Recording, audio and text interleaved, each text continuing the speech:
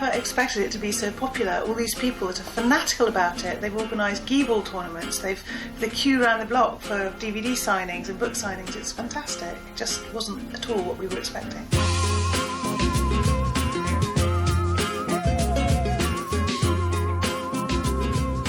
It certainly wasn't everybody's cup of tea.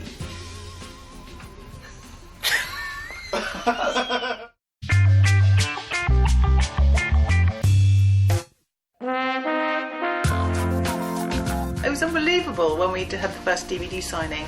There were queues around the block and people screaming as they were at some pop concert. Just wasn't what we expected at all. I think that the cast were really flabbergasted.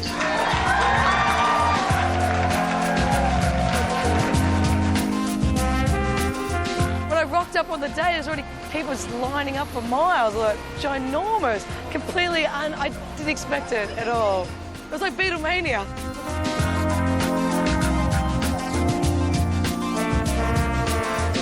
We set aside a section for them, and we thought, oh shit, we kept extending it, as they just went, snaked it through all the racks. It took forever.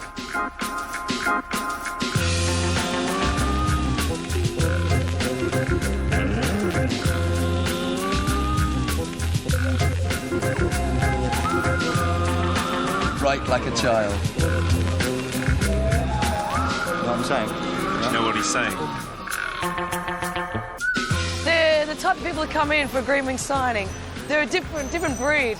They're super duper excited. And they come in. They've met each other before, like through fan groups or whatever, and they kind of all know each other. They got this little chit chat. They're exchanging stories. And a lot of people got their shoes signed. That is sick. You're a sick man, you know that, don't you? And why did you get them to sign your shoes? Because I'm too cheap to buy the DVD. I mean, I just came down to say hi because I think they're really quite funny. Man. And yeah, they bring in little stuff they've made, and they come in costume, and I don't know, they're all really nice. They're good people. Homo, did the homo thing. Bit kooky, but very fanatical.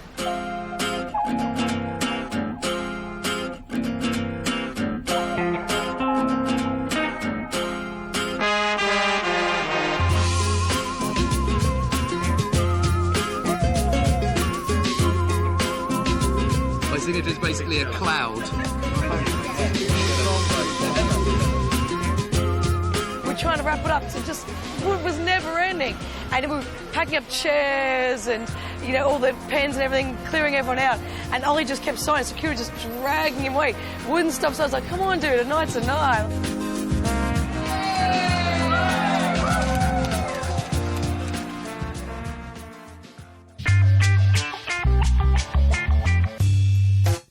Well, I was a bit worried about our budget when the top Miley thing came up. So this is a very expensive waste bin for £2.50, sprayed with brown spray. Brown spray or black spray. And then it's got another waste bin basket stuck in the bottom of it, and then it's got an antique flying helmet, which wasn't £2.50. Don't you should in the bottom of it, which makes a very nice outfit.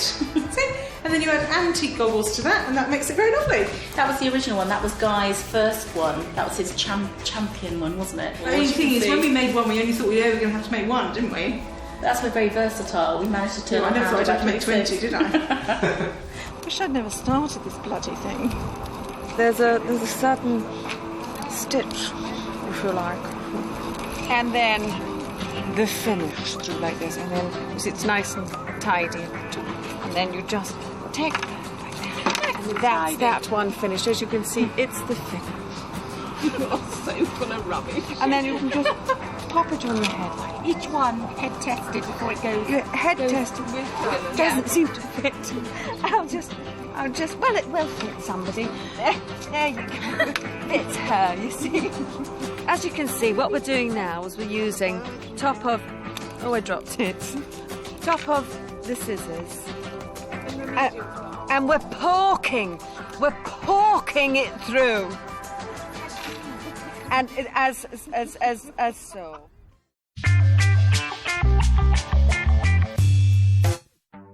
The convention was a bit disconcerting. I went along quite late on. I'd been there most of the day, and I tried to sneak in about 6 and been through what I thought was the side door.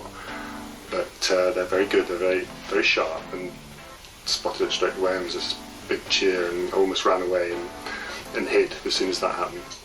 But it was brilliant. The attention to detail, the posters they had up everywhere, fantastic.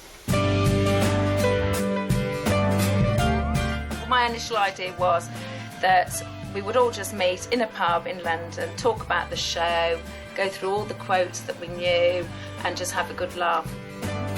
We did a quiz to start with, just as an icebreaker, really. One team were lucky enough to have James Henry on the team, and they thought they'd be the winning team, having a writer on the team, and he was actually crap. So I think they lost. Him, my top miler. I look like a drag queen. And that much of a green room fan, I got the rings tattooed on my back. When we first started planning it, we were very aware that the chances of getting anybody from the show there were pretty remote. So we knew that to charge people, £40 a ticket or something, to raise as much money as we could, we would have to have some good games, and they had to be obviously relevant to the show. So we thought, well, the things we can do would be the Spoon of Destiny. Right, OK, pick a spoon. Do you understand the rules of the Spoon of Destiny? I understand the Spoon of Destiny. Are you ready to play the Spoon of Destiny? I'm ready to play the Spoon of Destiny. Well, let's get on with it then.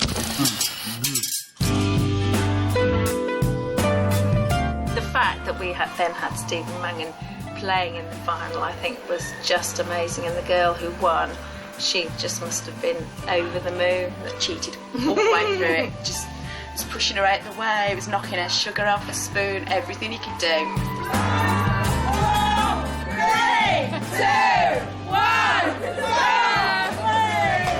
Hannah has 2 7-1. Mr. Secretan, or Valerie to his friend, has 2 6 8. We played Chocolate Towers that Martin and Boyce had played.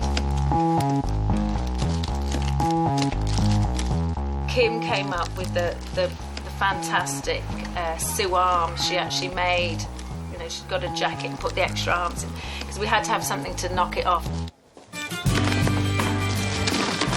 They had to build their tower, and then she would come in and sweep it down.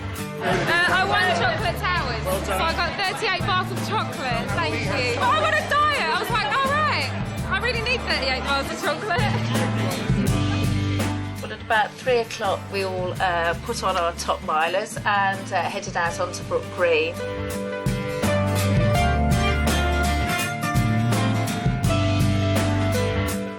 And Steve came out to referee, and then he decided to make up his own rules. We're playing the Geneva variation. It's free fuddles. And, watch your coccyxes. Right?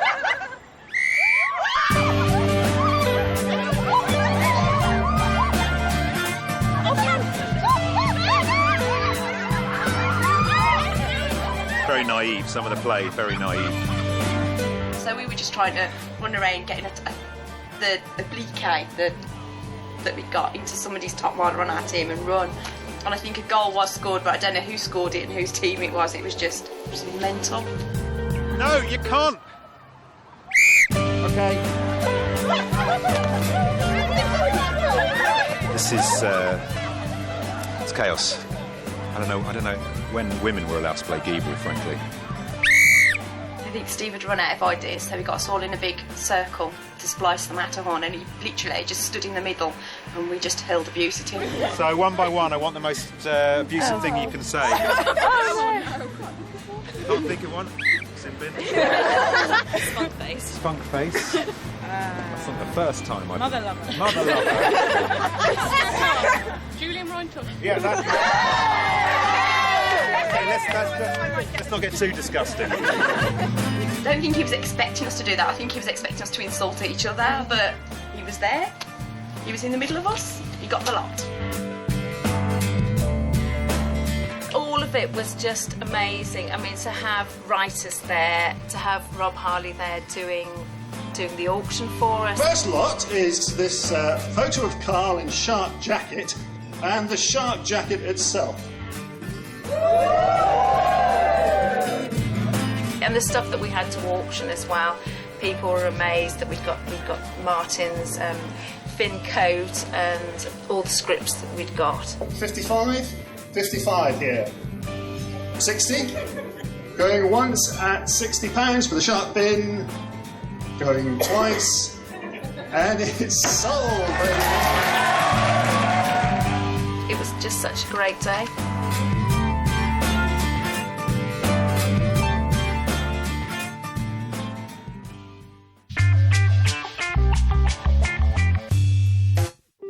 Evil started out just as a mention in one scene in Series 1, and we absolutely fell in love with the notion of a fictitious game, and Steve Mangan was so good at polishing his Geeble helmet that we wrote quite a few more scenes, and in fact devoted quite a lot of airtime to the game. The stupid thing is that the idea was to make it as indecipherable and as complicated a game as humanly possible.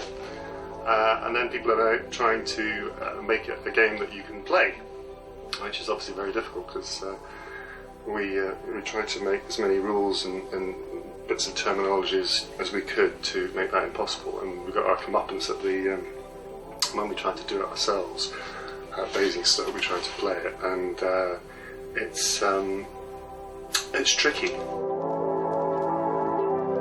Stuart, Gary, top miners.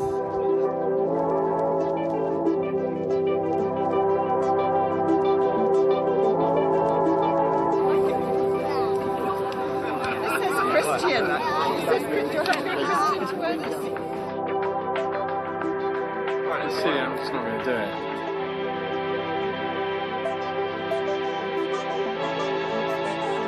You know, I've drawn with the best. I've played Martin Geisler, big Austrian.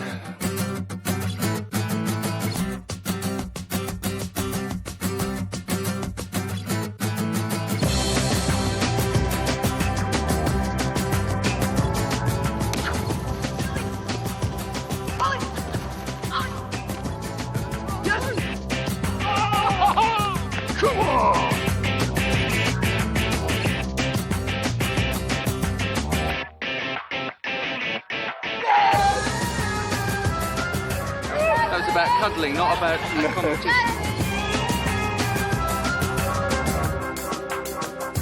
You need to take charge, for fuck's sake, you're losing this, you're going down, one of you needs to take charge. I think we're 3-0 up. You lost the bungalow. What? You lost the bungalow. Yeah, but you lost the blancmange.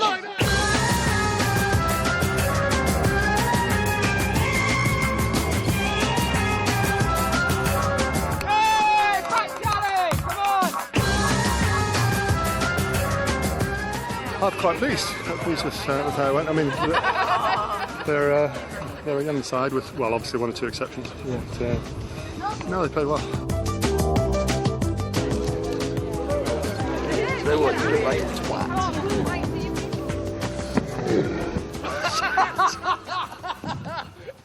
Try it again. I don't think any of us expect us to inspire such phenomenal loyalty from so many people. Okay, it's not everybody's cup of tea, but those people that love it really love it. I guess people relate so well to it because of the characters, and the characters are so masterfully played by our wonderful cast that they have inspired genuine love. There are some huge fan clubs for both Julian Rhind-Tutt and Stephen Mangan, or is it Dr. Macartney and Guy Secretan that they're in love with? Who knows? It's just one of those life lessons that if you want to make really great television, it takes that kind of effort, that kind of commitment, that kind of talent, you know, in one group, and it's great. As I say, I think we'll hear a great deal more of all these people. It was really an extraordinary group of people with fabulous chemistry, and we had an absolute ball, and therefore it's quite difficult to imagine life without Green Wing. But to quote Mac, never go back. Never go back. And I'm sure each and every one of us will have other projects which take from this experience, and hopefully I will get to work with at least some of them again in the very near future.